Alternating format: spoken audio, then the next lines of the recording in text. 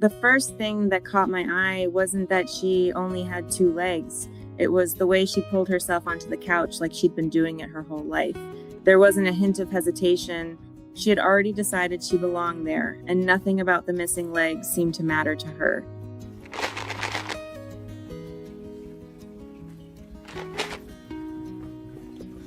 Her name is Roux, though we called her Baby for a long time. Looking at her today, you'd never guess how difficult the beginning of her story had been.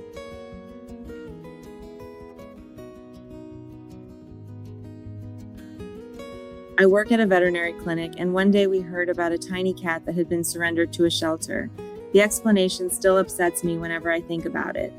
Her owner said they couldn't keep her because she couldn't cover her waist in the litter box. She tried every single time, but with only two legs, she simply couldn't do it the way other cats could.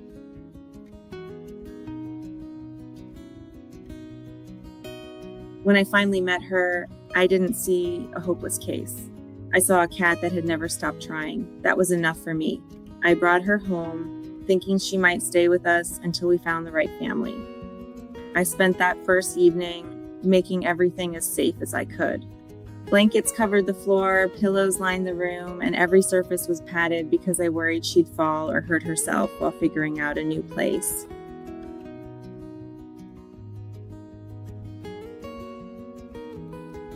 As it turned out, I was the one doing all the worrying. Roux adapted almost immediately. Before long, she had worked out her own way of getting around. She balanced herself, hopped onto beds, climbed onto couches, and somehow even reached the top of the cat tower. Watching her move was fascinating because she never paused to wonder whether she could do something. She simply kept trying until she found a way.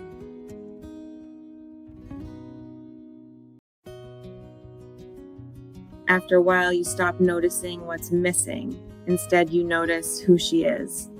She's curious about everything, stubborn enough to ignore anyone's opinion but her own, and fiercely independent.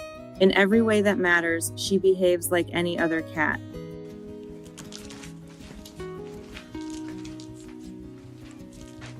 One of the things that still makes me smile is watching her scratch things with her tiny little nubs. She isn't really scratching, of course, but she gives it everything she's got. We always cheer her on because that's exactly who she is. If the other cats are doing something, Roux wants to be part of it too.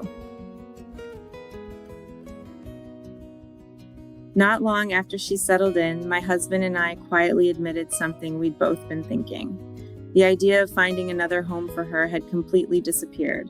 She already was home.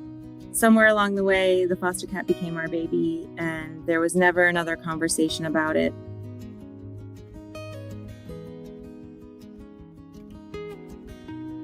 Once she felt comfortable, her personality seemed to grow bigger every day. She loved routines, demanded attention when she wanted it, and was incredibly affectionate. If we moved to another room, she'd always find her own way to follow us. She never expected the world to adjust for her. She adjusted to it.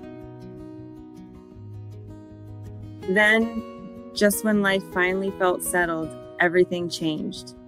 Roux needed a routine dental procedure that required anesthesia. At first, it seemed like everything had gone well, but the next day she became terribly sick. She couldn't stop vomiting.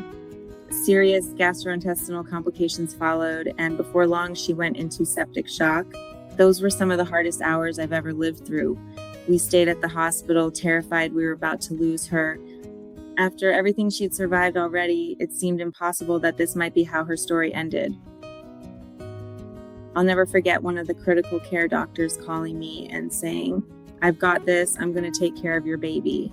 She wasn't just offering comfort, she meant every word. The specialists, technicians, veterinarians, everyone in that hospital fought for Roux around the clock. Every person did whatever they could to keep her alive, and Roux fought right alongside them.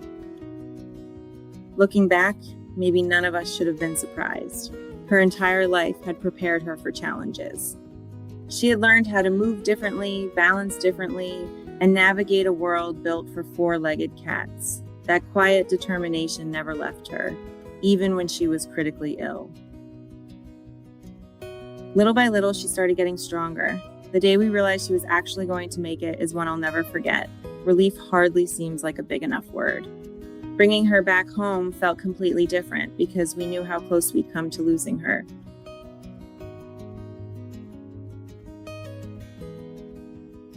Today, it's almost impossible to imagine that the tiny cat someone once gave up on now races through the house, climbs onto furniture, and lives exactly the life she wants. The cat that someone believed wasn't worth keeping found a family that loves her exactly as she is.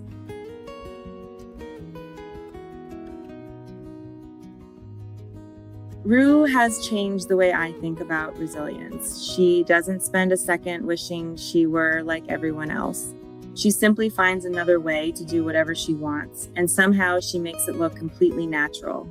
Every day, she reminds me that being different doesn't mean being less capable. Sometimes it just means discovering your own way forward.